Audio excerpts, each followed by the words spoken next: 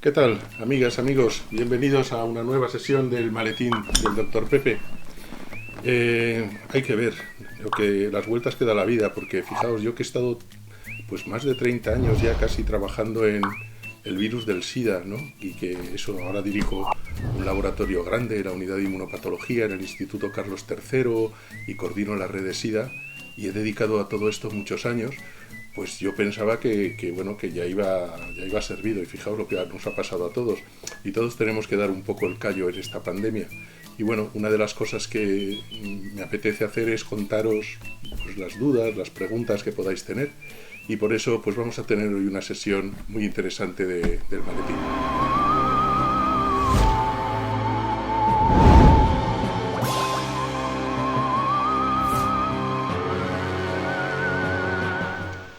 Bueno, hoy vamos a hablar en el maletín del segundo paso en la generación de una pandemia.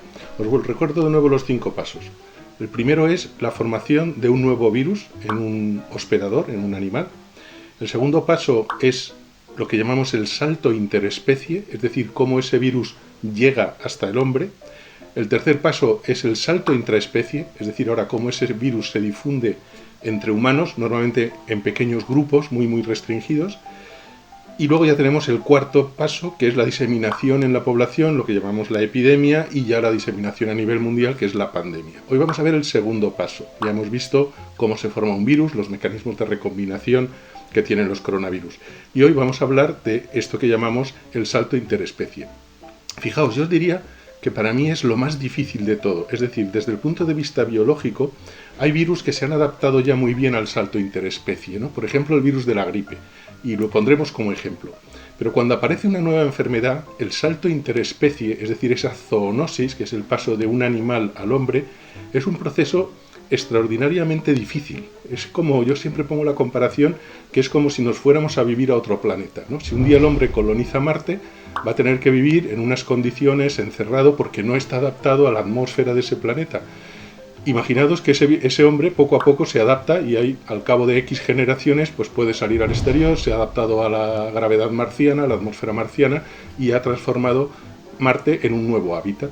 Bueno, pues en el salto interespecie es tan difícil como eso, es que un virus que vive bien en un animal adquiere una serie de propiedades que le van a permitir pasar a otro animal, ¿no? A realizar este fenómeno de zoonosis.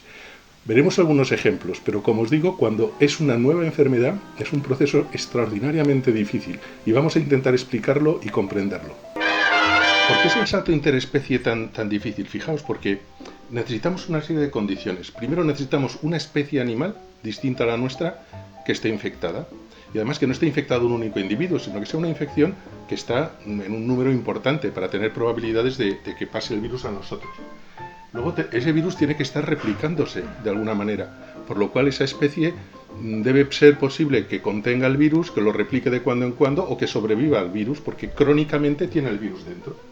Luego tiene que haber interacción entre especies. Si no tenemos esa relación pues, con una especie de murciélagos o de aves o de cerdos o de gorilas, pues no vamos a poder tener esa ocasión de infectarnos. Y luego también ha de haber un contacto, una interacción que le dé al virus la oportunidad de pasar de una especie a la otra.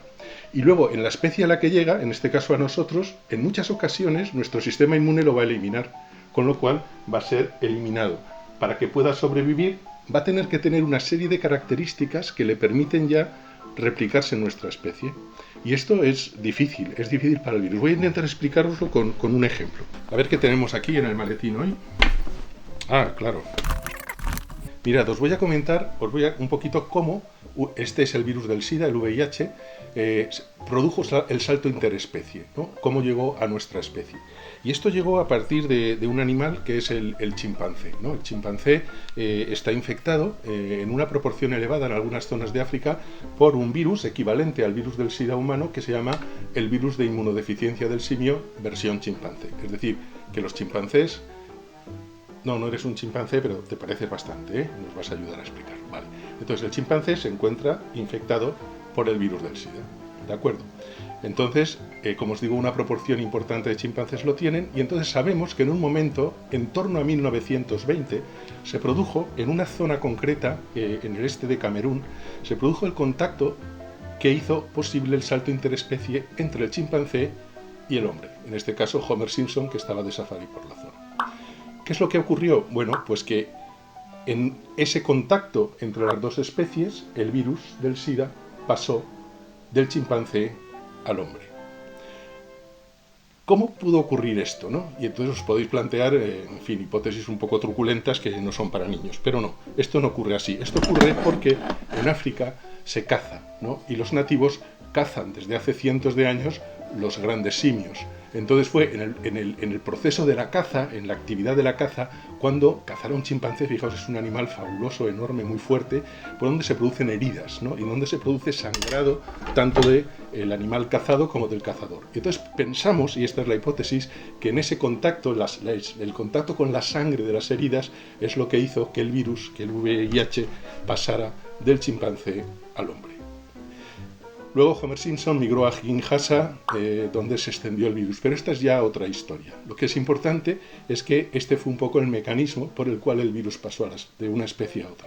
A mí siempre me ha llamado la atención que hoy sabemos, hay como 4 tipos de 4, digamos, sus familias del VIH circulando, pero la que origina más del 99% de los casos es lo que llamamos el tipo M, ¿no?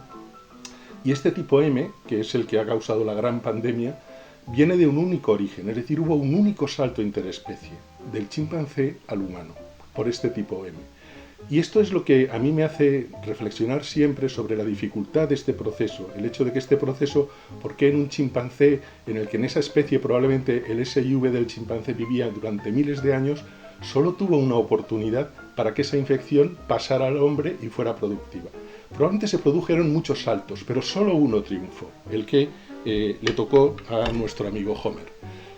Y yo a veces me pregunto que si ese salto tampoco hubiera triunfado, no hubiéramos tenido pandemia de SIDA en el siglo XX. Fijaos cómo nuestras vidas, la salud, a veces depende de una proporción de azar que hace que un virus pueda emerger, pueda pasar de una especie a otra y originar una catástrofe como fue el SIDA y como lo está siendo ahora la COVID-19.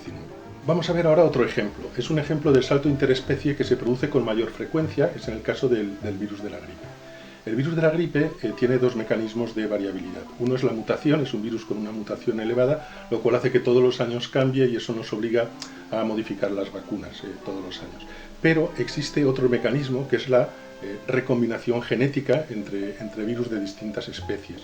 Y entonces es como si el virus de la gripe tuviera un cambio mucho mayor, ¿no? Cambiara un poco los apellidos que va a tener. Y este cambio, esta emergencia de pandemias que supone este cambio del virus de la gripe, se produce cada X años, cada 20, cada 50, es un fenómeno un poco debido al azar. La más famosa fue la gripe española, que apareció un virus H1N1 cuando la anterior era un H3N8 y entonces aparece un virus H1N1 que provoca, como sabéis, una gran mortalidad. Pero después ha habido otras pandemias. Estuvo la gripe asiática en 1957, estuvo la gripe de Hong Kong en 1968 y por fin la que hemos vivido también, la gripe porcina del año 2009. Lo que caracteriza al salto del virus de la gripe es que están implicados, en vez de un único animal, y esto es importante luego para los coronavirus, están implicadas 2 especies, ¿no? Por una parte tenemos las aves y por otro lado tenemos los porcinos, representados aquí por Peppa Pig y el pájaro loco. Entonces, ¿qué es lo que ocurre? Bueno, pues que el virus de la gripe va a circular entre porcinos, aves y también, no me quedan ya manos, entre humanos. Es decir, que se va a producir, como veremos ahora, procesos de recombinación genética entre virus de la gripe aviar, entre virus de la gripe porcina y entre virus humanos. De hecho, la gripe del 18 fue una gripe aviar, la gripe del año 1957 fue también una gripe aviar, la gripe del 68 fue una gripe porcina que recombinó un virus aviar y un virus porcino, qué cosas hacéis, y la gripe de 2009 sabéis que fue una variante H1N1 que fue de un virus porcino. Voy a intentar dibujarlo para explicaros un poquito cómo funciona. Los cerditos, aquí con la colita, qué monos ellos. Tenemos otra especie, que es la especie de las aves, sobre todo de las gallinas, ¿no? Que también van a tener un papel muy importante en la transmisión. Y luego tenemos, bueno, pues a nosotros, ¿no? Tenemos al hombre, a los humanos. En este caso, pues tenemos a nuestro granjero, nuestro amigo, que va también a participar en este circuito. Bien, ¿qué es lo que ocurre? Bueno, el virus de la gripe puede infectar las 3 especies. Y de hecho, es muy frecuente que las 3 especies en un entorno como es una granja estén infectadas. Ese virus de la gripe entonces puede circular en distintas direcciones. La más frecuente es esta. Es que desde los cerditos, desde el cerdo, se va a producir la transmisión a los humanos. ¿Por qué? Porque el cerdo es un animal mucho más cercano a nosotros de lo que son las aves, ¿no? Y este es un poco el circuito que más frecuentemente se produce, ¿no? ¿Es posible la transmisión desde las aves hasta los humanos? Sí, es posible. Y es un paso peligroso, es un paso porque esto es lo que llamamos las gripes aviares. Al estar menos adaptados los virus de la gripe aviar al hombre, normalmente este salto es difícil, es un salto de dificultad intermedia o grande. Pero si se produce es muy peligroso. ¿Por qué? Porque ese virus, que es muy diferente al virus que se produce en los porcinos, nos puede producir una enfermedad muy grave. Y por último está este paso, ¿no? Que también es muy importante. Es decir, el mensaje es que el cerdo actúa como una especie de lo que llamamos una coctelera molecular. Mezcla virus que vienen de las aves, mezcla virus que también vienen del hombre. Este es un proceso muy importante. No solo los animales nos infectan, sino que hay una especie de zoonosis reversa, o también es una forma de zoonosis, en que el hombre puede infectar a otras especies. De hecho, en la gripe del año 1918, el hombre infectó al ganado porcino y el H1N1 ha persistido durante décadas en los porcinos. Entonces, en estos circuitos es en donde se producen los nuevos saltos, pero tenemos que tener siempre muy presente que el paso aviar al hombre es un paso complicado, es un paso que puede generar una enfermedad grave. De hecho, hay algunos brotes de gripe aviar que son muy graves, con mortalidades del 30-40%, que afortunadamente se restringen a las personas que trabajan con las aves, ¿no? a los granjeros. Y ese sería un segundo caso de salto interespecie, en este caso sencillo. Vamos a ver lo que pasa con los coronavirus. ¿Cómo se produce el salto interespecie de los coronavirus? Es bastante complicado y de hecho no tenemos todas las claves. Fijaos, lo que sabemos es que el virus origen del SARS, lo que podemos llamar la versión beta del SARS-CoV-2, se encuentra en murciélagos, ¿no? Que es la especie de donde vienen la mayoría de las infecciones por coronavirus. Y al final, bueno, pues como ya sabemos, nos van a llegar a nosotros, a los humanos, pero lo que sabemos por otras pandemias es que existe siempre un animal intermediario. Es decir, hay un animal en el que se produce el salto del murciélago, del coronavirus del murciélago a este animal, y posteriormente el paso al hombre. Es decir, hay como un doble salto interespecie, lo cual es realmente complejo. Vamos a ir un poco al maletín y os voy a contar lo que sabemos mucho y bien del SARS-CoV, del primer coronavirus que causó la pandemia del año 2003-2004. El SARS-CoV, como tenemos aquí, bueno, pues su origen fue el murciélago y de hecho se identificó exactamente el virus con un 99,9% de similitud con el SARS-CoV en murciélago a posteriori. Se identificó en el año 2015. En un artículo publicado en Nature se encontró el virus original en los murciélagos. Hasta entonces teníamos el virus que venía de humanos y el animal intermediario se identificó como una civeta. Esto no es una civeta, pero es que ya el presupuesto de peluche no me da para más. Entonces, lo que ocurrió fue que desde el murciélago se produjo el salto interespecie del SARS a la civeta y de la civeta pasó al hombre, ¿no? De nuevo, nuestro pobre Homer Simpson que no gana para sustos. Entonces, ¿cómo puede ocurrir esto? Es decir, ¿cuál es el contacto? Porque hemos hablado de que tiene que haber un contacto entre civetas y la fuente, que en este caso es el murciélago.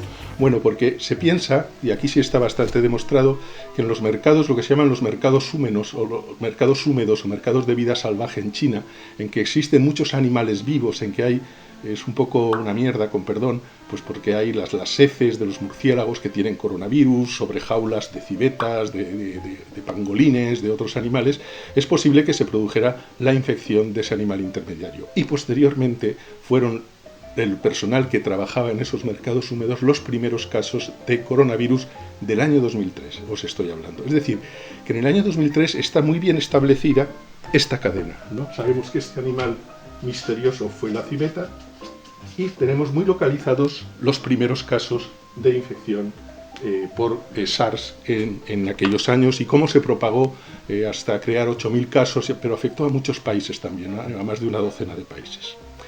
En el SARS está claro, en el SARS-CoV-2 esto está mucho menos claro.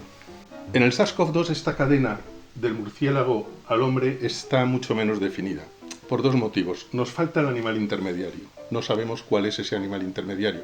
Se propuso el pangolín, que es un mamífero con escamas, muy raro él, pero no parece que sea el animal intermediario. Y luego tampoco tenemos el SARS-CoV-2, como hemos explicado en la formación de los virus, no lo tenemos tampoco en murciélago. Tenemos, como os he dicho, sus bisabuelos, pero no tenemos los virus que han generado este nuevo recombinante, este nuevo virus.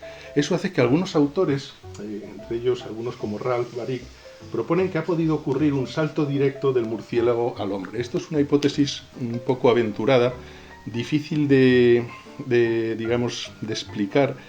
¿Por qué? Porque las diferencias son muy elevadas, ¿no?, entre los receptores, la biología del virus en el murciélago y en el humano.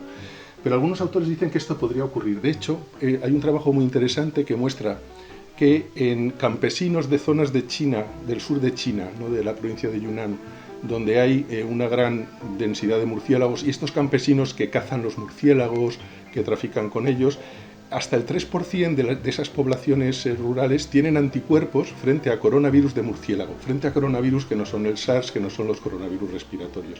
Eso nos podría indicar que puede haber paso directo de coronavirus de murciélago a hombre, pero por los casos que se conocen por estos señores del sur de China, no hay progreso de la infección. Probablemente el sistema inmunológico anula bien esos coronavirus. Entonces eso es una hipótesis todavía abierta. Pero lo que os quiero decir es que sabemos que se ha producido el salto, pero no tenemos ni los eslabones intermedios ni los virus originales e intermedios. Lo que tenemos es el SARS-CoV-2, que es el que nos está causando todas estas desgracias. Eso hace que muchos planteen las otras hipótesis, las teorías de la conspiración, el escape de un laboratorio. Hablaremos de eso en otro vídeo, pero hoy no toca. Hoy nos toca ver cómo se produce el salto interespecie. Espero que lo hayáis entendido. Recordad, proceso difícil, pero cuando se produce ya de una manera adaptada a los hombres, como puede ser el virus de la gripe, es un proceso casi automático que se va a generar de manera continua. Y casos difíciles como fue el caso del VIH, que produce el SIDA, y en este caso probablemente el salto del murciélago al humano, en el caso del SARS-CoV-2, también ha sido un salto difícil, ¿no? Sin embargo, los coronavirus nos están avisando, ¿no? En este siglo ya llevamos la tercera. Esta es la tercera pandemia de coronavirus después del SARS, el MERS, que no es pandemia, que es una infección a partir de los dromedarios, y esta es la tercera, ¿no? Como yo digo a veces, a la tercera, desgraciadamente para nosotros, ha ido la vencida para los coronavirus. Hemos aprendido que el salto interespecie es el proceso por el cual un virus va a pasar de una especie no humana al hombre, a veces directamente o a veces a través de una especie intermedia. Hemos aprendido cómo el virus del SIDA tiene como su especie original el chimpancé y cómo en los años 20, mediante un salto difícil, pasó al hombre. También hemos aprendido cómo se transmite el virus de la gripe. El virus de la gripe utiliza, dos especies para variar. Tenemos los porcinos, que son los que nos transmiten en la mayoría de todas las cepas que nos infectan, y tenemos las aves. Existe un baile de virus entre las dos y al final también el hombre participa en esa danza de los virus y es infectado. En el caso de los coronavirus, en el SARS de 2003, el SARS-CoV, sabemos y tenemos muy bien identificado que el origen fue el murciélago, que el virus pasó por un animal intermediario, que es la civeta, y de la civeta pasó al hombre. En el caso del SARS-CoV-2, que es la epidemia que nos afecta ahora, la COVID-19, tenemos los pasos mucho menos claros. No tenemos identificado el CoV-2 en el murciélago y no tenemos identificado si hay un animal intermedio, ¿no? Como no lo tenemos identificado, pues os he puesto aquí un unicornio, que es un animal inexistente, pero al final el resultado es que va a llegar hasta el hombre. Y este es el resumen del día de hoy, de lo que hemos contado. Hemos visto cómo existen esos saltos interespecie, cómo el hombre forma parte de un ecosistema en el que también los virus existen y existen en distintos tipos de animales, y cómo se van a producir saltos tanto de las otras especies al hombre, y como también veremos en algún vídeo, puede existir también el salto del hombre hacia otras especies y provocar también esas zoonosis inversas que se han descrito. Nada más, quedaos con esta imagen de este mundo de especies y peluches.